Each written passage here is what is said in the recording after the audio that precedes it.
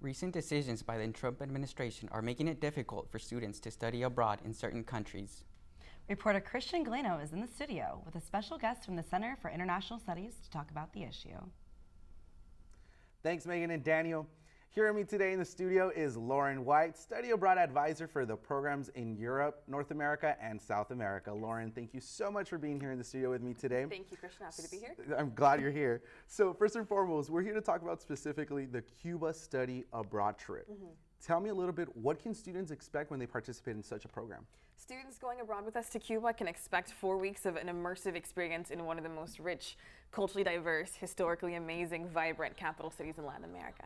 Students can expect to have their learning experience take place outside of the classroom as well as in the classroom, and can expect to learn about imperialism and reform right there in Plaza de la Revolución, where it all took place in Havana. They can expect to meet investigators and researchers in Cuba and be able to ask questions they've always had with those people and get genuine Cuban perspectives to things that they always wanted to ask. Nice. So we currently have a group that's getting ready to go to Havana. We do.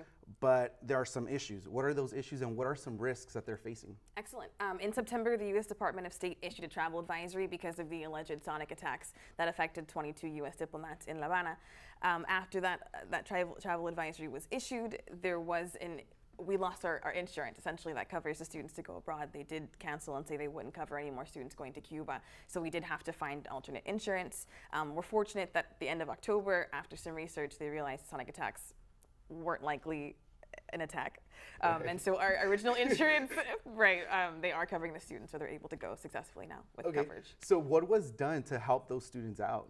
We called the students and surveyed to see if they still wanted to go after the advisory was issued. Every single student unanimously said, yes, we still want to go. And so we did call our risk management here on campus and find an alternate provider that would cover us in case the initial one did not still cover us, and they did. So the trip was always going to move forward. Nice. So everything's good to go. Everything's great. Good. Yeah. That's good. That's good. Now, a lot of people may be asking themselves, why Cuba? Is it a safe country? What do you have to say about that? I say that Cuba is 100 miles away from Florida. It's really close. It's our neighbor. To put that into perspective, Cuba is closer to America than San Diego is to Los Angeles. And so here you have a neighboring country of 11 million people, so very small, that the U.S. has created this idea in our heads as Americans that it's a dangerous place, that we can't travel there, we're not allowed to go. And what they've done, as opposed to creating a deterrent for students to travel, is they've created a forbidden fruit complex, where people want to find out what's happening in this island over here. What are they drinking? What are they playing on that Congo that I can't go see?